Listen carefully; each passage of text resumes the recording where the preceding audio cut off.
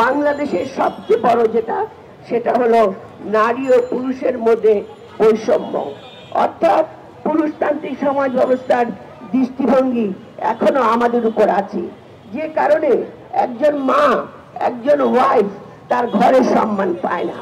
তাহলে আপনারা দেখুন, এই যে মাগুলোতে যে ঘটনা ঘটলো সেটা ঘটেছে পরিবার থেকে, অর্থাৎ পরিবারের ভিতরে আমাদের সেই চর্চা নেই, আমাদের মহিলাদেরকে অধিকার দেওয়া করে চর্চা নেই। আমরা দেখেছি, আমরা 17টা বছর একটা দুঃশাসনে, একটা ফ্যাসিস্ট সরকারের অধীনে ছিলাম। তখন নারী নির্যাতনকে উৎসাহিত করা হতো, তাদেরকে বিভিন্নভাবে পুরস্কৃত করা হতো।